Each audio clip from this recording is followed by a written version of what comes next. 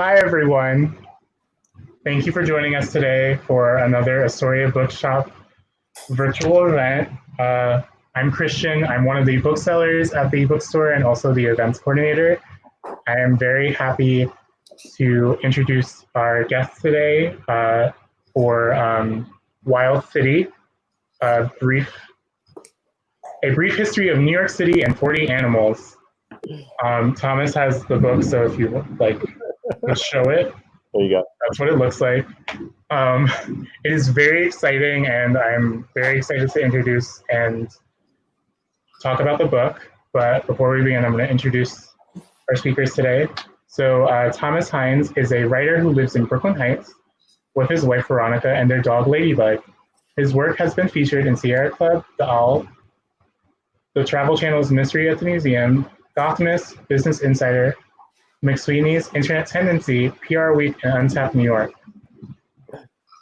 And Amy Plitt is a writer and editor with more than a decade of experience covering New York City. She was most recently the editor of Curbed NY, overseeing coverage of the city's built environment. She's also written for the New York Post, Rolling Stone, the AV Club, and Gothamist, among other publications. She lives in Brooklyn with her husband and cat. She's the author of Subway Adventure Guide. Yeah, I forgot to mention that, but yeah. Well, I'm gonna go, but I'm really excited to hear the discussion for Wild City. Thank you, Christian. Thank you, Christian. Yeah, so Thomas, do you want to kick it off just by doing a little, just to give everybody some insight into the book? Do you want to kick it off by doing a reading and telling us what you're gonna read? Yeah, absolutely. And thank you again for being here with me today. Thanks for having me. So great to be here virtually with you. So at the end of the book, this is sort of I don't know if it's a spoiler, but at the end of the book, there's a chapter before the conclusion called Where the Wild Things Will Be. And the idea is that we've just kind of met these 40 animals, these unlikely wildlife additions to New York City. And what I really wanted to do here at the end was give the reader an idea of how New York City could become more wild and more green with initiatives in each of the 5 boroughs. So with that in mind, I'll get started on Where the Wild Things Will Be. New York City has arrived at a remarkably wild moment in its history, but it didn't get there by accident.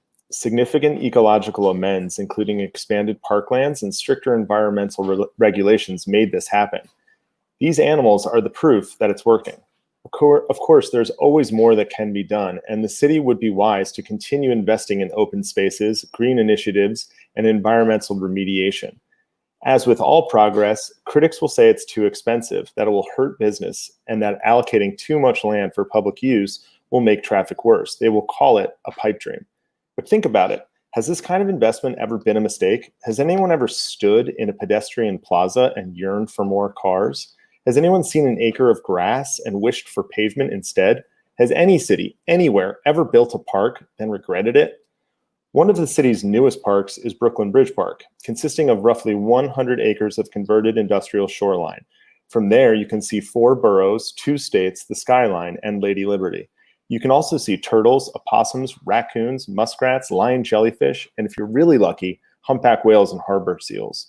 You can also find more than 160 species of birds in the park, including rare ones like the sora, the lark sparrow, and the Connecticut warbler.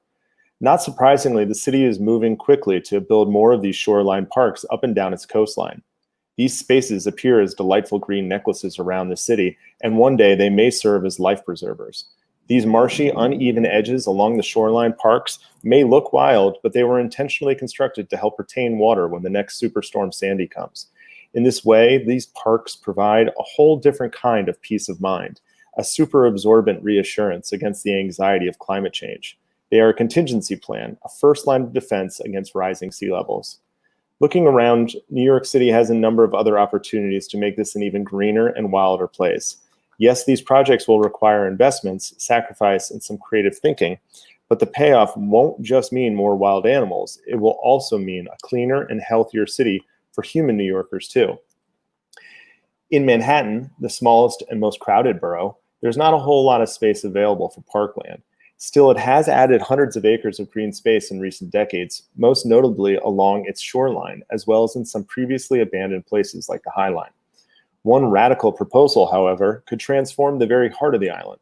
It's called the Broadway Green Line, and it would create a 2.7-mile linear park running from Union Square to Central Park via Broadway, linking Madison Square Park, Herald Square, Times Square, and Columbus Circle along the way. If developed, it would provide a lightning bolt of car-free open space full of cleaner air and happier pedestrians. It could also help with an already overburdened water management system. It's a dirty secret that anytime it rains, city sewage mixes with rainwater and flows into the rivers and harbor. Replacing these miles of asphalt with bioswales and soil would allow a significant amount of stormwater to be absorbed naturally, which among other things would be great for animals whose habitats are just off the shore.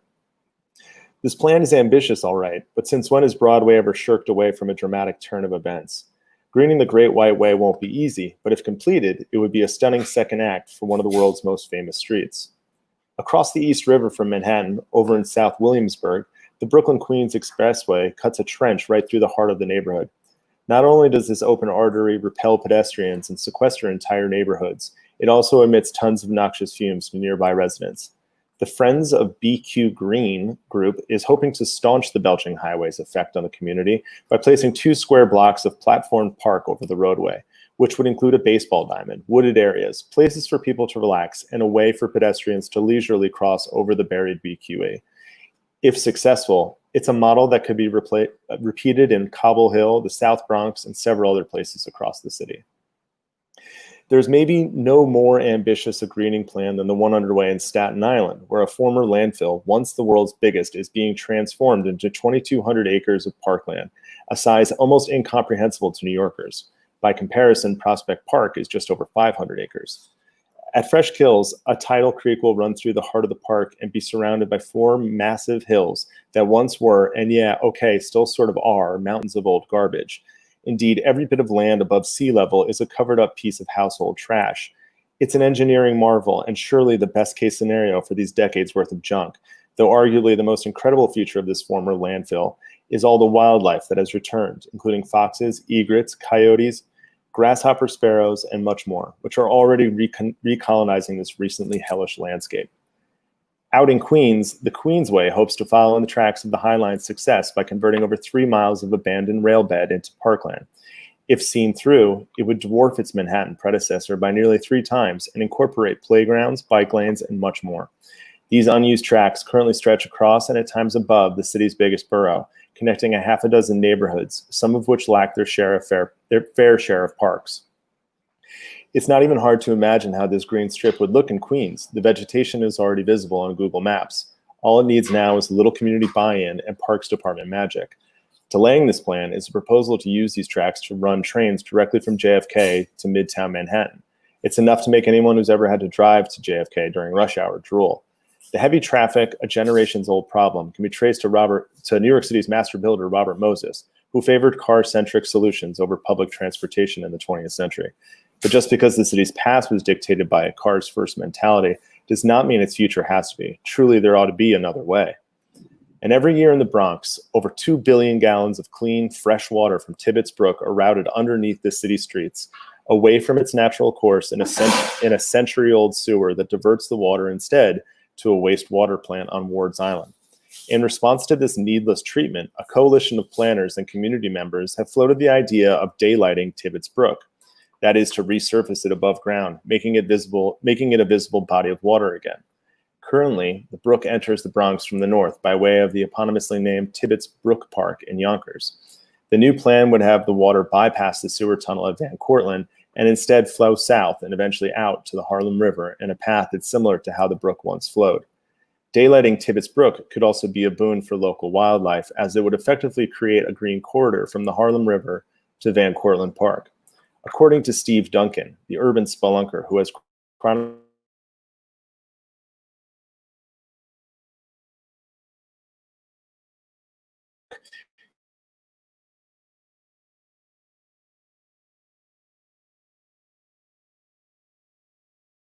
alleviate the city's overtaxed facilities,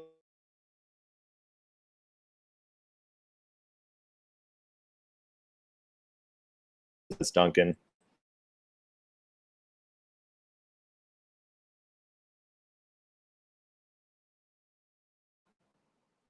Am I still on? In the end, none of these projects will be easy, but they are certainly worth course correcting. Daylighting buried waterways especially offers a unique chance to square mistakes made in the past. Rivers and streams, thoroughfares of life and energy, were paved New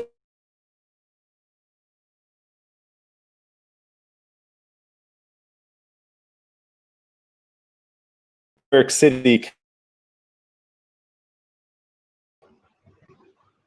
There might be some technical difficulties with the storm going on. Yeah. Yeah. So if it just bear with us, if it just comes in and out for. We're at the end anyway. We were right at the end. All right. I just wanted to come on to be like, hey, just letting everyone know. I'm looking up and I see this like black square. And I'm like, that's probably not a good thing. This is the problem with virtual events. Like. That's right. That's right. Yeah. So to hear the rest of that chapter, visit Astoria Bookshop. And pick up your copy of Wild City Today. I can't give away the ending. You know, just gotta. Nature intervened. Okay, cool. Well, that was great, and I want to get back to the stuff that you were talking about in that a little bit later on. Sure. It's funny, and I'm assuming the audience for this will appreciate the fact that like you can't write a book about New York and not mention Robert Moses at some point. It's like written into your contract when you get it. Yeah. You have to do that chapter, and you have to mention Robert Moses 4 or 5 times. Yeah. Yep. Yeah. So yeah, I think to just get us started, how did the idea for the book come about? What was it that interested you about, you know, New York City history generally, but kind of this exploration of it through its wildlife?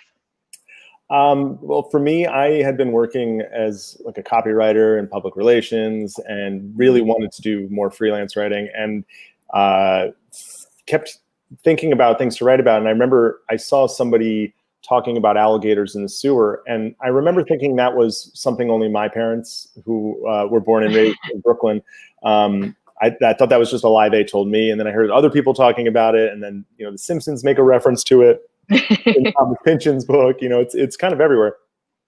So I wrote my first freelance article on this, you know, years ago. And I literally had a light bulb moment sitting with a friend when he said, you know, what you should do next is you should check out these parrots in Greenwood Cemetery. And I immediately was like, oh, and you could do oysters, you could do pigeons, you could do rats. And I got to about 12 animals on a list that day. And obviously that ballooned to 40. And we were talking earlier this week that I probably could have done another 5 or 10 if I were writing a book today, because you just, one thing leads you to another. It's really, you know, it's really a great, fun process. You know, personally, I had the best time doing it. So. Yeah. So there are like the obvious ones like rats and pigeons and, you know, alligators, but you include like a bunch of different animals in this book that I don't think I would have necessarily associated with New York. I mean, like, I'm just looking through the table of contents now, like dolphins. I mean, if you follow the news, you know that, you know, a dolphin got into the Gowanus Canal once, but it's not, you don't think of them as being linked to the history. So how did the list kind of come about? I think you know, first it was when I heard about those monk parrots, I had this, you know, this moment where I was like, plus the beavers just came back, I heard, and oysters are really, I read Mark Kurlansky's book years earlier, and that really was formative for me.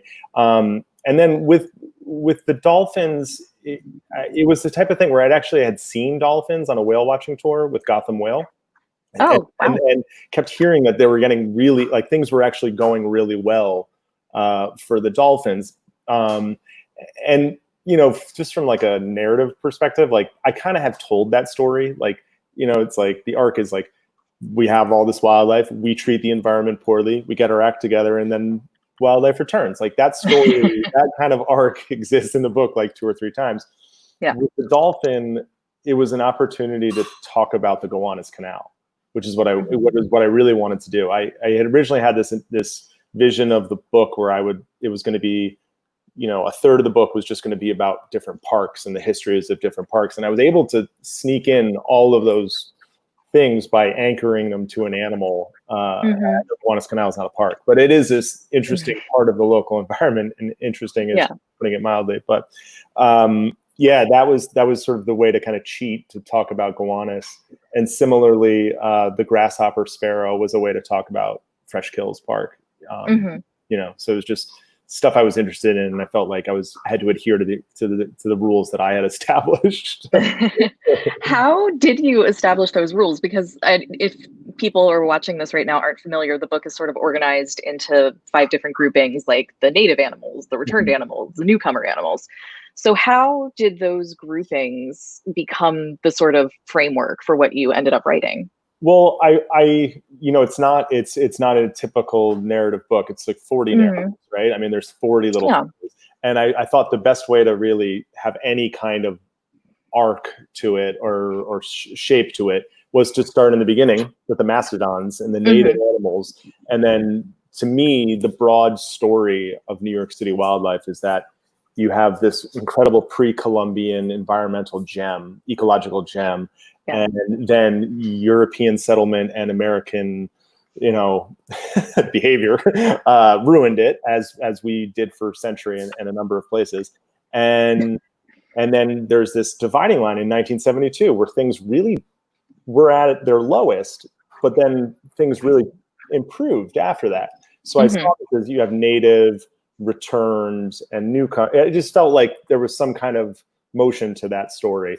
And I worked with a brilliant editor at HarperCollins named Christina Garces, who worked with me, and we worked together on doing we called it the legend chapter, but it's sort of like the New York celebrity chapter, because the Mandarin duck was something we didn't know how to fit in.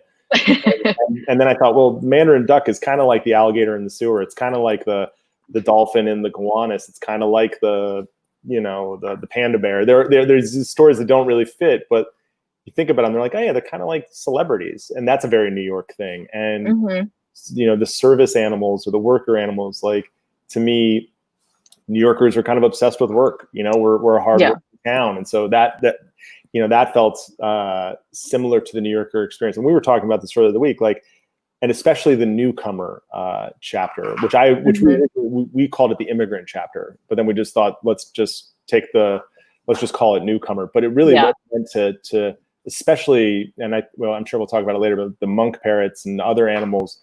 They actually, a lot of them came here with immigrants. They came here with immigration. When you talk about like the honeybees and the pigeons, and even mosquitoes. So I just felt like I wanted to talk about New Yorkers as much as I wanted to talk about the animals. And I guess just had fun relating the animals back to the New York human experience wherever I could. Yeah. I think that's one of the cool things about this book, because you mentioned Mark Kurlansky's book, which is all about like oysters and how they're woven into the history of New York. And I feel like this does that really well too, like telling the story of the city, but also with this different perspective. That's really cool. And I don't think a lot of people necessarily think about the way that like pigeons relate to the actual development of the city. But they do. Pigeons are great. That's, if there's a takeaway from my book, is that they are not rats with wings. I've become kind of radicalized on this issue. Wait, what has made you radicalized about pigeons for people who may not have seen this yet? I just think that they're easily, I think it's lazy when people dismiss them. And I think it's this thing people, and I myself included, can get caught up in these tropes and things. We say, oh, it's a rat with wings, it's a rat with wings. And we can kind of repeat these things we hear without thinking about them.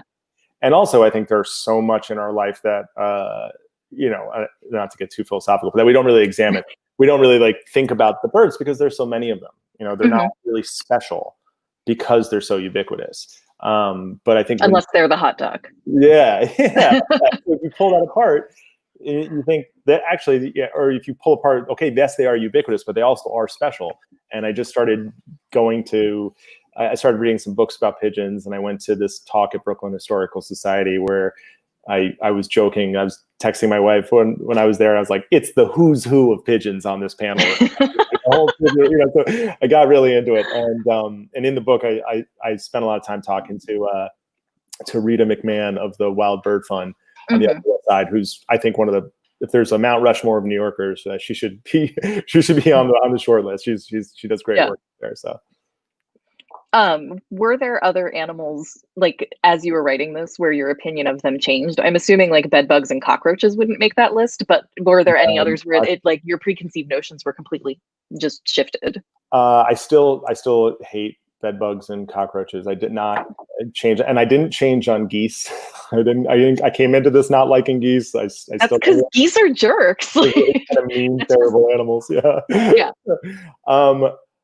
I think I learned a lot about humpback whales, and just I learned more than I needed to. I read this whole book about whale song, and I think it like became one sentence in the book, but I guess I already thought they were pretty impressive, but then I learned they were more impressive than I thought. And I think rats, I have a better respect for rats, and also just a different way of looking at our relationship to rats, because I think that we feed rats whether or not we realize it or not. Like we're the reason the rats thrive in New York City, and we have a terrible trash management system, and we also just leave a lot of food. We're kind of careless, and I think a lot of things that people don't like about rats are things you could say about humans. Like they're kind of, they overbreed, and they're all over the place, and they leave the place a mess, and then they spread disease, and it's like, well, who else does that? Yeah, it's interesting. I think we were talking about this when we spoke earlier this week, but even, and we'll get to this more later, but the way that the pandemic has changed the city is changing animals. And one of the things we were talking about was the rat wars, which is one of the more gruesome headlines, I think, aside from all of the actual horrible stuff with the pandemic, that one was. Yeah, but I mean, love them or hate them. I mean, this is a symbiotic relationship. I mean, humans may not be aware of that, but it is a symbiotic relationship for centuries, and we've kind of just starved them. I mean, look, you're right. Rats are down on the list of things to care about with this, but I get a lot. I think we all saw a rash of these emails and headlines like "Nature is healing," and to some extent that is true, I guess. But I think one of the upshots of that is the rat turf wars that are happening in Times Square and things like that. And there's really some even more gruesome details of what happens within the rat ranks that we don't really get into. But we don't need to get into that. So what about animals that you had to leave out? So you mentioned you had like 5 or 10. So who didn't make the cut? So I was reading this. There was a panther in Manhattan in like 1740, and I was reading a separate New York City history book by Jill Lepore about a specific slave uprising in the 18th century, and it has this one throwaway sentence about this panther that was walking down Broadway, in the early New Amsterdam colony, and I was like, that's a story. I was like, that's a chat. That's amazing, and I couldn't find anything more on it. And I'm sure someone is going to come back to me and be like, here's all the information. Why didn't you look here? But it was kind of, it didn't make it. And then I really wanted to write about seagulls, because I also hate seagulls, but I think it's kind of, I think they probably hate me too. I think they're kind of like, caustic, mean animals. And I think that's kind of funny. I don't know, like they're opportunistic, and I would go to all this. I remember I'd go to Fresh Kills Park, and they would talk about, the verdancy and this new green space and what it used to be with this hellish trash landscape. Yeah. And, like, there was no wildlife, but there were seagulls, and it's like, yeah, seagulls, like they make that work. And I kind of have like this respect for that. And then I discovered just earlier this year, after the book had gone to print, just this incredible story about the early founding of the Bronx Zoo and what they did with the American bison. And there's just one detail where they were shipping bison back out west. The West had killed them. New York City kept the bison safe for a decade and then shipped them out through Grand Central. So there were bison one morning in Grand Central. And I love Grand Central, and I love bison. So I just think that's such a funny detail, but those are the ones I had to leave out. Yeah. There's a lot of those kind of weird details in that book too, or that book, your book. I'm thinking of Topsy the elephant, and I forget, was it in Coney Island? No, it was in, the reason it stuck out to me is because I live in Bed-Stuy, and there's the part where the elephant is like walking through Bed-Stuy because it was part of the circus. Yeah, and killed a man in Bed-Stuy. And killed a man, and killed. Yeah. I don't know if it made it into the book, but the newspapers the next day were like, this guy had it coming. Like, they did not, like, Topsy had a reputation, but this guy also had a reputation. And kind of, I don't know, as much as you can have it coming, I think he might have, from a killer People elk. were on People were on the elephant side. That was like one of my favorite facts from this. But as you were doing your research, what were some of the things that you found out or that came up that you had thought were really cool, or like the most unusual or weird things that you found out? I mean, the thing I always come back to is honeybees and how their eusocial organisms work. You know, the how they choose a new queen and just how they all work together. I took a beekeeping class with Andrew Cote, who has his own book out this summer about beekeeping, which is great. And I remember sitting in the classroom for 3 hours one Saturday morning, like everything he said, I was like, this is insane. I mean, what's going on in these beehives, you know? And then also the Peregrine Falcon, I kind of have become synonymous with, because I wrote this article before the book came out about how they did a captive breeding program. And I had interviewed the New York City Falcon guy who's in the book, Chris Nataraski, and it's remarkable enough what he does. He climbs up to the top of the Frog's Neck Bridge, and you know, the mother falcon is like flying over his head, and he's trying to like put little bands on the babies, which is good. Which is good for the falcons, you know, so if they get hurt, they know where to be returned to. And then I record all the conversations I have, and then I go and type them out. But I didn't hear it the first time he said it. He goes, yeah, and also, you know, sometimes the falcons, you know, can have sex with a specially designed hat. Anyway, and he just like moved on. I was like, what? And I was transcribing the call like a week later, and I was like, what did he just say? Did he say? I did some research, and I found all these. It's just, and it is a silly, you know, it is like a silly juvenile sophomoric thing. But the upshot is that the fastest animal on Earth is no longer endangered. You know, it is this ridiculous method of captive breeding and artificial insemination, but it worked. And you know, and there was a lot of other stuff like that. But I think the beehive and the Peregrine Falcon hats were probably the most crazy thing I've learned.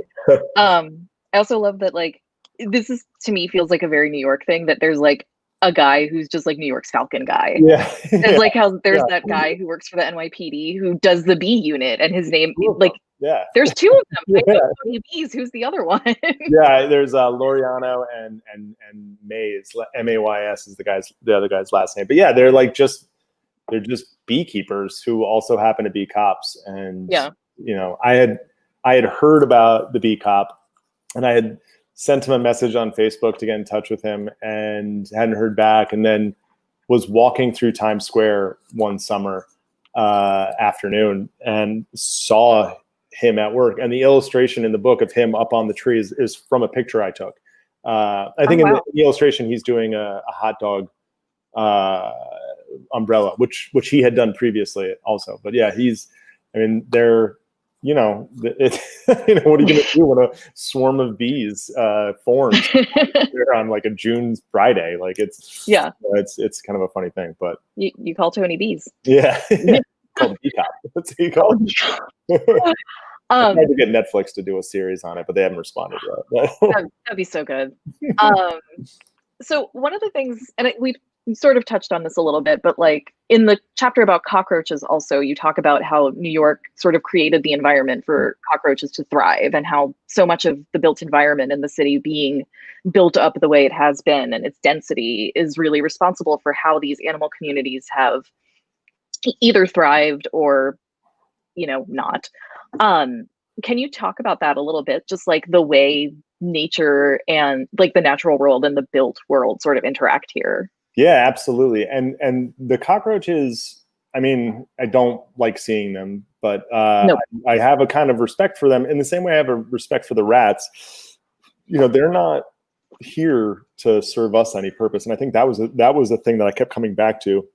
I think when I first came into this, I was like, okay, but what's their role? You know, what's this animal's role? What's this animal's role in the, you know, fully holistic, you know, interconnected ecology? And then I came to realize that a lot of animals, like humans, are kind of just out for themselves. Like they have their own biological imperative, and they have their own, you know, like world they're trying to live in. And so the cockroaches have taken advantage hugely successful way of the heat and I guess the moisture of our underground sewer systems and of our pipe basements and this huge terrarium almost that we've made for them.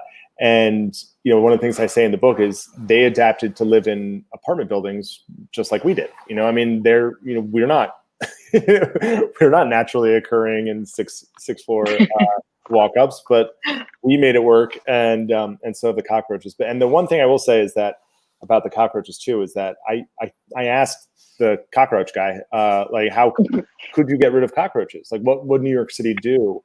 And he found that question ridiculous. And he also found the question ridiculous of how many cockroaches are there in New York City. He refused to answer that question. He's like, how would anyone know? And then I said, how would you get rid of them? And he was like, you can't. And even if you could, which you can't, something else would fill that void. And it's another one of these instances where I think we have a symbiotic relationship with roaches, in that they eat our crumbs and they eat our, they're living here because we are. The thing about roaches too is that I came to realize too is that they're very dangerous in a respiratory situation that really can cause a lot of asthma, and it really predominantly only happens in poor neighborhoods. And I think it's this universal punchline for New York City. But if you look at a map of data that the city puts out, there are not nearly as many cockroach complaints or sightings in Brooklyn Heights or in West Village as there are in the South Bronx. It really is a bigger problem in poorer neighborhoods, and it is a really big problem. Yeah. That is, I feel like that's always the case when you talk about these things where it's something that affects quality of life. You're always going to find that it is more of a problem in lower income neighborhoods, which is a really unfortunate thing about the city. Yeah, absolutely. And it's interesting because, you have something like a cockroach where they're so intertwined with the ecosystem now that you can't imagine not having them here. But then you take something like oysters, which I feel like were as ubiquitous, like a century or two ago. And now they're efforts to bring them back, but they're not really like much of a presence here anymore. Yeah, not in the way that they were. I mean, I think it was something like half the world's oysters were in New York Harbor when, Hudson arrived. And Kurlansky's book is so great, and I really recommend it to anyone who hasn't read it. And it really kind of tells, I was talking earlier about this arc of New York City's environmental history. You have all this wealth, you have all this great fortune, and you squandered it. And his book kind of leaves off at you squandered it. And that's it. He's not being a jerk about it. That's what happened. But what I was happy to learn, and what I was happy to include in the oyster chapter is the work that the Billion Oyster Project is doing to sort of take this on a more optimistic trajectory and slowly but steadily repopulate New York Harbor with oysters. And they have a running tally on their website that they update. And I just on Twitter and Facebook today, I saw they added a huge new reef in Jamaica Bay today, and they're up over 30 million oysters repopulated, which is 3% of their goal. But that's great, and you're not going to eat those oysters anytime soon, but their ability to clean the water and their ability to attenuate storm surges and, create habitats for other species is so valuable to New York. And I personally am very grateful. And I think more New Yorkers should be grateful for places like Billion Oyster Project doing that kind of work. Yeah, absolutely. That's there. I think they're in the chapter. That's the section. That's the returned. So can you talk a little bit about some of I think one of the ones I found really interesting were the shipworms that have come back which I think people probably aren't familiar with. So yeah, that's another one of these nature is healing. You're like, wow, it is. So for those who are not familiar with these little mollusks as much as I am, shipworms are these little gribbly, some of them there's shipworms and gribbles, and they're like mollusks and isopods, and they're bad news. They're marine borers. So what they do is they eat wood, and they eat driftwood, or they eat tree trunks that fall in the water, and they bore in and they never leave once they bore in. And they were always a problem for all harbors and all ships. I think one of Columbus's ships was destroyed by shipworms on one of his last voyages. I mean, it's like a known thing in maritime history. But starting around the 1860s, right when New York was dumping all of its sewage into the water, suddenly, hey, we don't have any shipworms, but we also don't have any bass, we don't have any more whales, we don't have as many turtles and dolphins and sharks and seals either. But they used to call New York City a clean harbor, sort of tongue in cheek, because a ship captain or a ship would have all of these barnacles and other parasites hanging onto their ship, and if you just sailed through New York Harbor once, the toxic water would kill all the things attached to the boat. So fast forward post 1972, post the Clean Water Act, and we have all of these great stories of life returning that make you feel good. The humpback whales, the dolphins, and all these great things. But we also have these shipworms who are coming in and eating the timber piles that support the FDR, that support Brooklyn Bridge Park. And I focused in on Brooklyn Bridge Park, which is where I live near. I love Brooklyn Bridge Park, but it's a $400 million price tag for Brooklyn Bridge Park, which is maybe a bargain. I don't know what anything costs, but that's maybe a good deal. But 300 million of that is in shipworm related charges, and it's just insane. But that's this is another one of these species that's not really doing a role for us. It's not, they're not here to help us. They're out for themselves. And so we kind of have to learn, if you like dolphins and humpback whales, then you have to take the shipworms too. So but they have a good plan, and they are, if you're ever in Brooklyn Bridge Park and you go down one of the piers and you see one of the barges alongside any of the piers, it kind of rotates. They're working on shipworms. So the pests that nobody is talking about. So I feel like it's impossible to do any kind of talk about New York these days without talking about the past 4 or 5 months and how that's affected the city. And I think we know that New York is going to come out of the pandemic looking very different than it has before. I'm curious what you think this could mean for wildlife. There are the nature is healing jokes, but in all seriousness, I mean, how could, there are things happening fewer people are driving, even though that number is ticking back up, unfortunately. There are just kind of fewer people in the city. We have more open streets. Whether or not that's been successful is also up for debate. But what I guess I'm curious what you think could happen as a result of all this. I don't know. I mean, I really have felt somewhat pessimistic about it in some cases, I really did kind of cringe at the nature is healing thing, because mass transportation use is down, and that's not good for the environment. Right? Car usage is ticking up.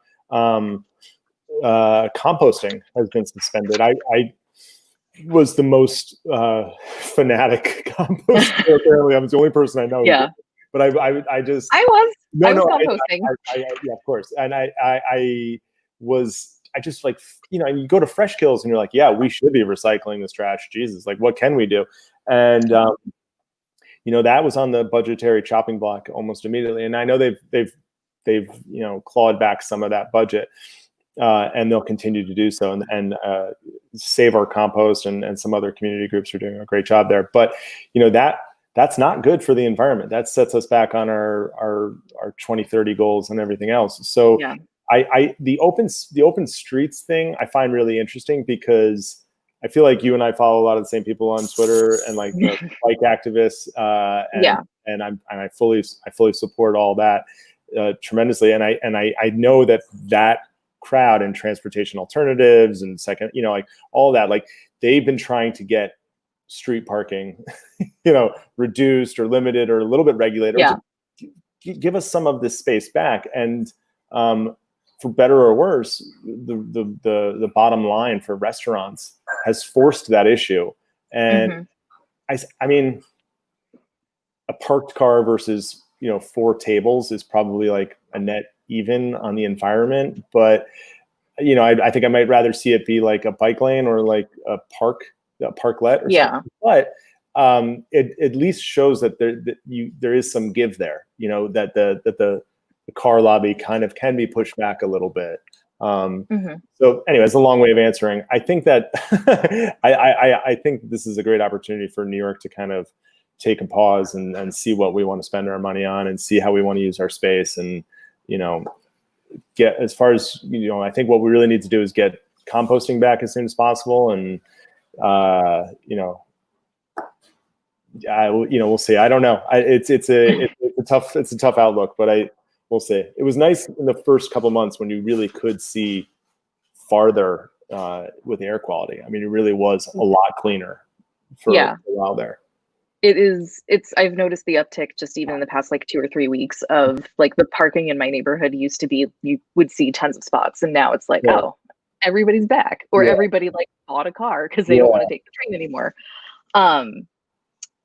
So that sort of dovetails into the chapter that you had read at the beginning of the event, which is all about like what comes next, where will wildlife be in the future.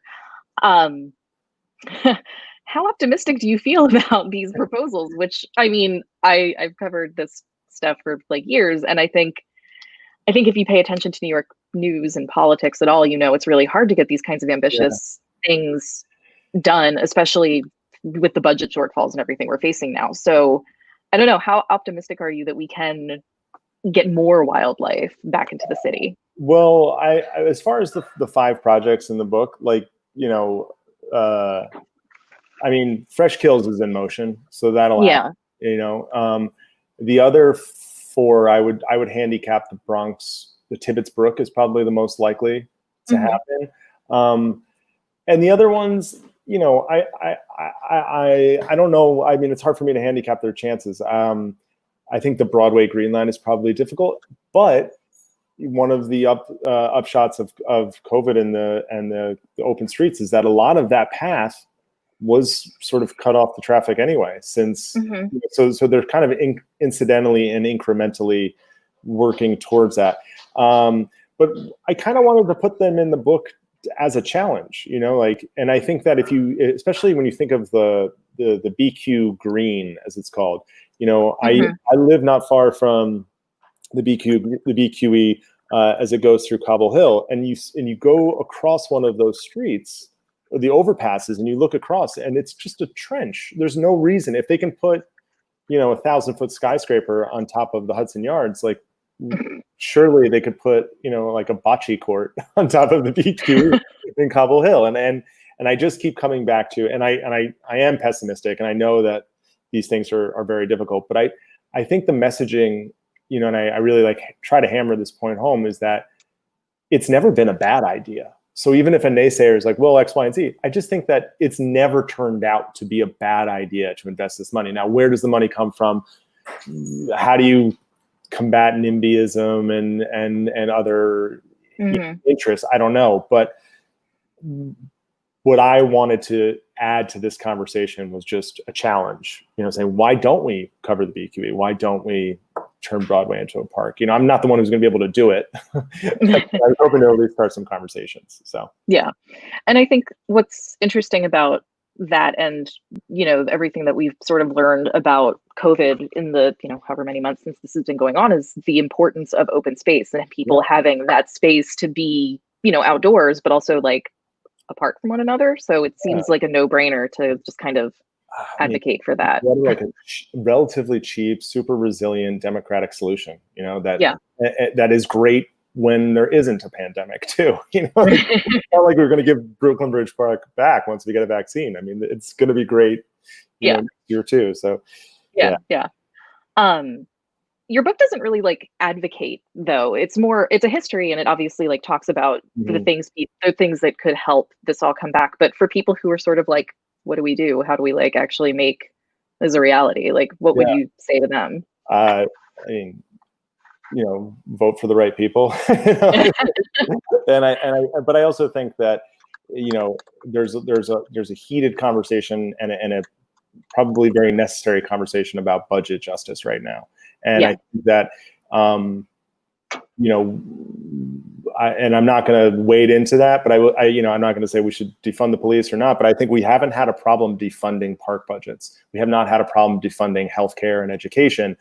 So is there a way to make that a little bit more equitable and just, and even more operational than that, or more tactily than that? I think reenacting citywide composting can really be a big deal. I think having daylighting rivers and adding green roofs can be a big thing. I mean, there are like small things we can really do to make a big difference. And, you know, I do think it's possible. And I hope that, you know, I didn't want to be too overt in the book, but my hope was that, you know, these 40 animals, like, or these 40 stories, and I know they're not all the same, but, you know, New York City is the cleanest it's been in a long time, in 125 years. And it didn't happen by accident. Like the 1972 line is really a cause and effect type of situation. And so, you know, I have some cautious hope for the future, but I mean, what do you think? I mean, you've been covering this for a decade. Like, what do you think will? I don't need to turn the table on. You know, you can pass on that if you want, but I just don't know if I should be honest. Like, it's very hard for me to be optimistic about things. I'm not one of those like naysayers who's like, cities are over, COVID is gonna make the city obsolete or whatever, because it's a bad take. But it is hard, you know, you need buy-in from the federal government for a lot of things, which clearly we do not have that right now. Right. You need the political will at the city level, which again, clearly we do not really have that right now. So it's hard, but there's also so many people are going to be reelected, or so many elected officials are going to sort of turn over next year. So there is kind of, there's like a chance for a clean slate almost. Yeah, I hope so. Yeah, I hope so. Yeah. Yeah. And then last question that I have for you, which is going to be a hardish one probably, but like, of all the animals that you spotlighted in this, who ended up being your favorite, or what ended up being your favorite? Well, probably my dog, Ladybug, who's in the dog chapter, I should probably say, but if not her, probably Humpback Whales. I just think it's so incredible that they are back, and it's like personal. I just personally have loved whales since I was a kid, and I've lived near the Long Island Sound and lived near New York City my whole life, and have never thought it would be possible because we treat our environment terribly, and like we don't deserve nice things.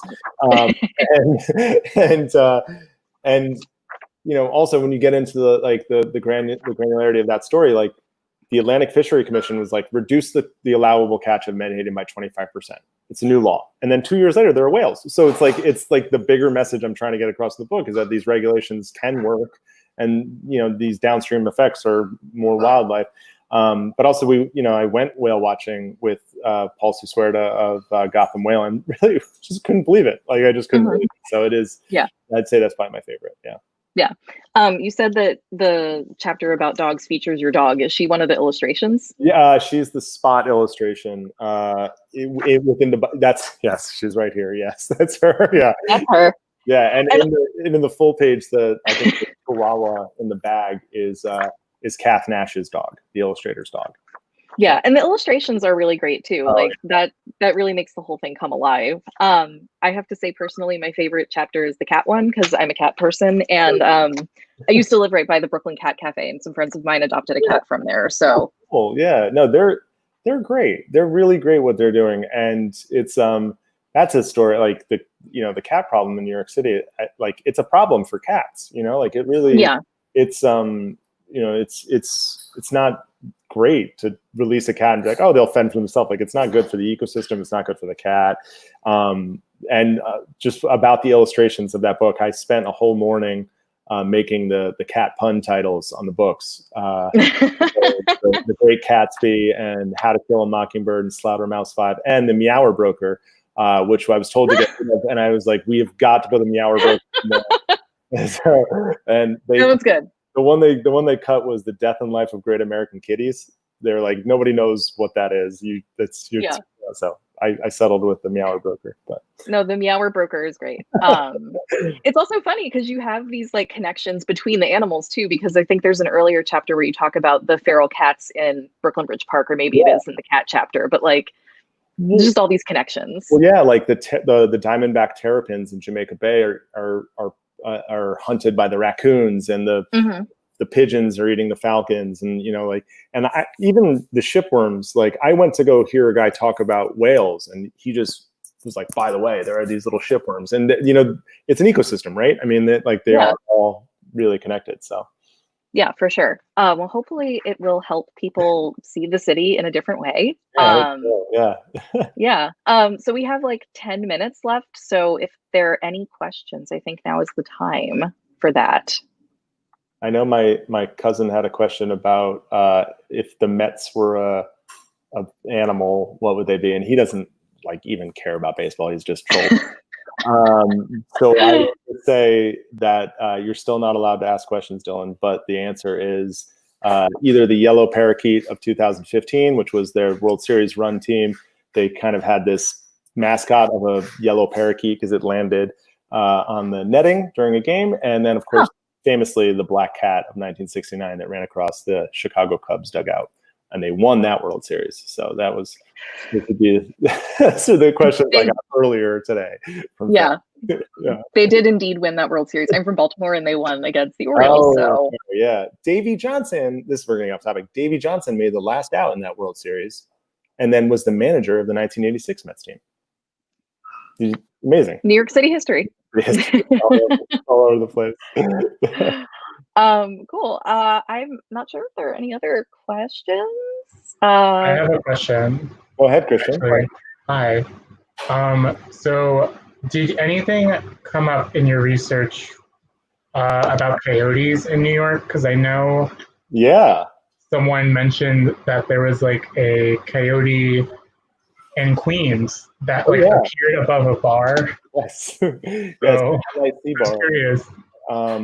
So the LIC bar, which is, it's like right there in Long Island today. I forget what street it's on, but I've been there, and there's the outdoor patio, and then there's like a building across the patio, which is like, I guess, on the same side of the street. And just one day, a coyote showed up on the roof of this bar. And it's really, like, how did a coyote get on the roof of the bar? But the better question is, how did a coyote get to Queens, which of course is an island, And so there's, since 2004, there have been a steady stream of coyote sightings. Of course, they were originally in the Bronx because that's the only part of the city that's connected to America. And they were around Woodlawn, and they were in Van Cortlandt Park. And this organization called Gotham Coyote, because if there is an animal, there is an organization of advocates in the city helping them out. They put up these trap cameras, or just cameras, I guess, like motion detecting cameras. And the way the guy said it to me, I don't know if this made it into the book, but it felt like such a funny New York thing. He was like, the more, like, anywhere I put a camera, I find a coyote. But if I put it in a less, if I put it in a more developed place, the camera gets stolen. Because like it's New York. So, but since then they have been out in Queens. They are not just tourists; they are resident in Queens. So they live in places like Forest Park, I think, and then also Railroad Park, which is like way out on the LIRR, and Rochdale, but like far out there. It's like a small little nothing park, but there's a coyote that lives in there. And what I think is most exciting is there's 95% sure there's a resident in Central Park, because they've been photographed a bunch, or it's been photographed a bunch, and there had been sightings in Manhattan since 2010, but this is probably the first resident coyote, and it's a good thing. Yeah, it's a good thing. I mean, don't pet it, but I mean, that's probably true of like any wild animals you come across. I mean, well, I shouldn't say that because there are a few neighborhood cats around me where I just am like, now I'm friends with them. So that's a little different than a coyote. So there is one question. Cats outside, because that's talk about unintentionally feeding. This is what the coyote people will say to you. Just if you have a small dog or a small cat, that to a coyote is leaving a meal outside. So I know, I just like, it's a wild world out there. But I mean, that's nature. Yeah. So there is one question. There are a few animals that didn't make the cut for the book, but if you could have added one more, what would it have been? Probably, because I'm obsessed with it right now, is the bison. I'm just like so annoyed that I didn't learn it earlier. And that was my favorite animal going into this, aside from my dog, is the American bison. I think that story is heartbreaking, but hopefully headed on an optimistic trajectory as well. Just the American bison story in the continent. But I had no idea that New York City's role in keeping that species alive. And I don't think a lot of people know that story. So, I just wrote a book about New York City wildlife and I didn't really know the story. So I'm hopefully going to do something with that. But yeah. I would love to read that because I had no idea. Great. So, yeah. Cool. Well, I don't think we have any other questions. It doesn't look like. We should mention one thing about Astoria. Is named for John Jacob Astor, who made all his money from beavers, and they paid him $500 to name Astoria, Queens after him. He got paid for it, and he has this really mean quote years later when Astoria, Oregon was founded and named for him. He said, well, I'm not going to Oregon. They named a town for me in Long Island and I haven't gone there either. So he wouldn't even go to Queens from Manhattan. He wouldn't even go look at this new town, but he took the money and, knew a good investment when he found one, I guess. But that's our local bit of animal connection to Astoria.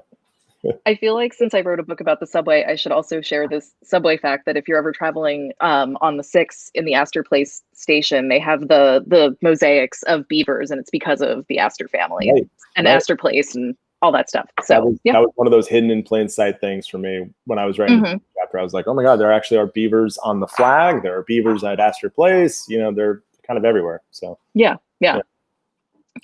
Cool. Well, I think we're at the end. So thank you again. We actually did just get one more question. I think we maybe have some time. Sure. Yeah. Let's do it. Yeah, absolutely. So Virginia is asking if we can talk about the red-tailed hawks on Fifth Avenue, and I would love to. So pale male is, I think, who Virginia is referring to, is the most famous bird, maybe the most famous animal in New York City, individual animal. And it has lived twice as long as a red-tailed hawk is supposed to live in the wild. And the thinking is that it's adapted this habitat strategy where hawks would normally normally nest in trees. This one made the jump to a ledge of a very fancy apartment building on Fifth Avenue, where Mary Tyler Moore lived, and it's like right on the park. It's a beautiful, beautiful building, and it was this is like I think the 80s and 90s, maybe the late 90s. And it was this exciting moment for New York because we had treated the environment so poorly. We didn't deserve nice things, but it's post 1972. We have cleaned up our act a little bit. And suddenly we have this majestic bird of prey, this great, living on on this great view of the park. It's kind of like a New York fantasy, right? Like living with a park view for free. You're a killer. You don't belong here. It's great. And but the building was not so into it because there were people in the park like with telephoto lenses, like looking into the apartment. And then there were also reports of a lot of dead pigeon carcasses, like right at the foot of the door. Sure. So they tried to evict pale male, and it really caused an uproar. Mary Tyler Moore actually picketed with the protesters outside of her own building, and I'm pretty sure she would like bring it up on her Letterman interviews and things like that. Like she'd be promoting a movie, and she would just be like, "By the way, there's this bird in my building, and you have to save it." And they ended up making this like Game of Thrones looking reinforced nest structure. And he's still there, and he's had 8 or 9 mates. We're not supposed to call them wives because that's like putting like human qualities on an animal, and that's wrong. But whatever. But they also think that he has sired like a quarter of the falcons in New York City. So it's been like a 25 or 30 year run for this falcon, which is twice as long as they're supposed to live. And the hawks in Brooklyn Bridge Park and the hawks in Tompkins Square Park, like those are its offspring. So it's like that turtle in the Galapagos that's had like 1,000 offspring. I mean, that's the version of that. I think that's Diego the tortoise. Yeah, I think so. Yeah. Cool. Well, I mean, that's just a great story of resiliency too, which is like a very New York thing. So I think that's probably a good place for us to end it on. Absolutely. So yeah, thank you, Tom, for having me. The book is Wild City. You can buy it at AstoriaBookshop.com. Yeah, thank you so much. This Amy, was great. And it was so fun. Thank you so much. This was really great. And don't forget, a Subway Adventure available at AstoriaBookshop.com. yes. Cool. Thank you so much. Thank you, Christian, if you're there. Thank you. Is he there?